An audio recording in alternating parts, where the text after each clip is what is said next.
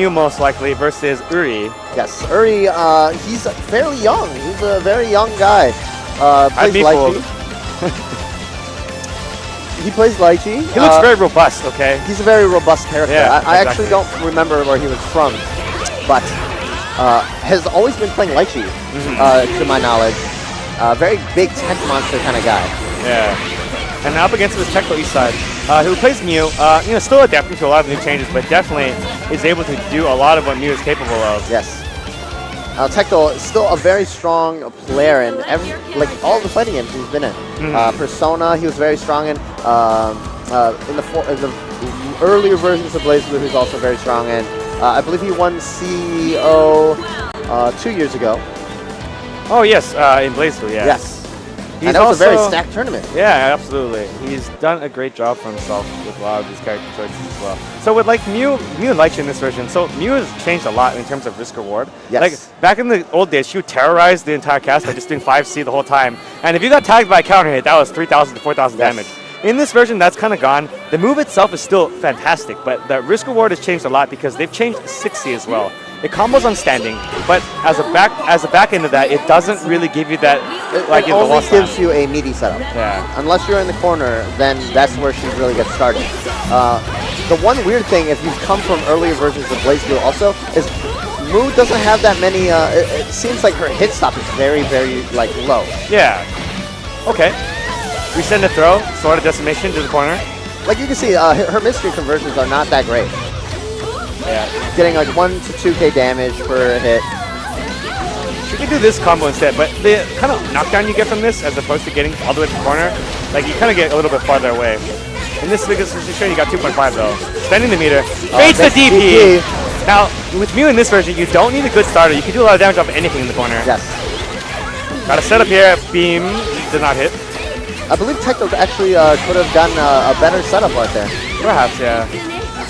Oh, misses no. that. That's unfortunate. Now Tachi actually got a hitbox nerf in this version also. You can actually crouch it. Oh, and the new move from Moo. The tracking satellites. So basically the bits now just fly toward you, and they hurt. The hit stun on that is actually very deceptive.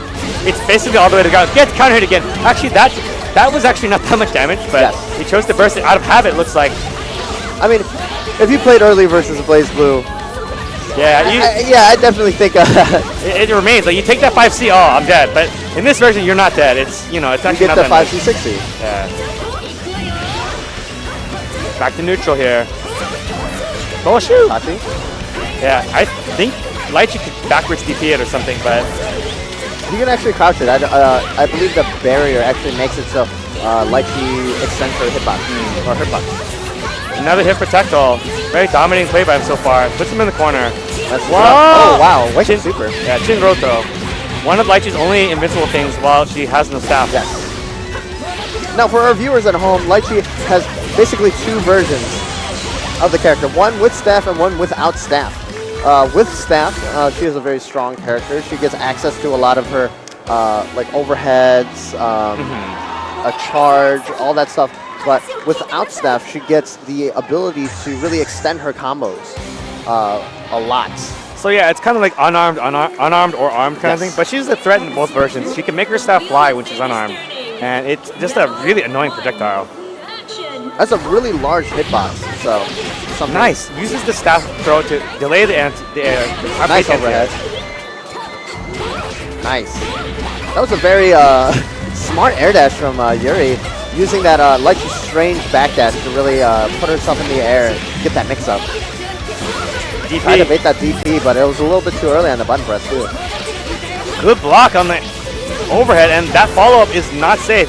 Tectal punishing. Okay. Wow. Just, I guess he ended up on the side he didn't expect it to, but he's in the corner. Overdrive. Ooh, jumps out of the He believed a little bit too much. Oh, he tried to extend his pressure right there, I believe. Yeah, he's got no staff. What? I've never seen that work. You can do that on Wake Up? Is it body influence? I don't think it has any of those things. How did that 5C whip? That's crazy. At least I don't think it does. It might have changed the properties. Now, you guys have to remember, this is like, what, week 3 of the console version? Yeah. Definitely never seen, like, to me, it looked like he tried to wake up Super and got that move, but you never know.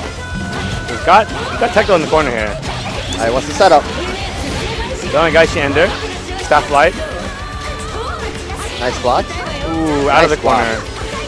Now it's Yuri's turn to be in the corner. Does not block, moves overhead. Moves overhead in this version and the former version. The first hit is not an overhead, but there are a lot of setups where that first hit whiffs and the second hit is a lot faster. Ooh, and just like that though, using that fact that the second hit is an overhead, RC did before the second hit came out and then did a low. Very tricky stuff. That throws the staff. Ooh. Ah! The staff. Yeah, kind of messed with the combo there. Uri with another. Oh no, once again. Probably not comfortable against doing that combo yet. Tectal wants this round and he gets it. And by gets it, he gets an all green to the face.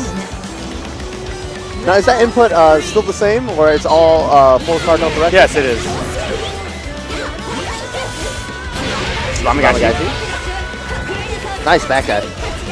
Kind of out of there. Gets tagged with the cross up. What? Oh wow. That's what on earth? Combo. There's a lot of really bad drops from Yuri right now, and it might cost him the round. Or it might cost him the match. All right, this is Loser, so Loser does go home. Block on the overhead. Dead angle's out. Throws the staff. Has the staff back. Ooh, wow. Punishes that. Little disrespect there. And Once again, RCing before the overhead hits. It hits with a low. So tricky, so hard to block. Nice throw break. No counter hit there, so it wasn't even a combo. Ah! Sends the staff. It's even right now. I'm pretty sure Tectal will get his burst before the round is over. He ODs. He tossed him in his tracks right there, and he's gonna get the meter. I think he's gonna kill. Oh no, he didn't. I think he tried to super. I think he tried to super there too. That super is a Tyrant Ray with C. Uh-oh. And yeah. That was definitely too risky against a Mew with Yata no Kagami ready for that.